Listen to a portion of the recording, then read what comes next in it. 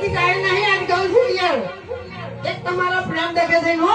કારણ કે મારા ચાહકોનો પ્રેમ એટલે મારા નહીં અમારા ચાહકોનો પ્રેમ એટલે વાત જ ના થાય એમ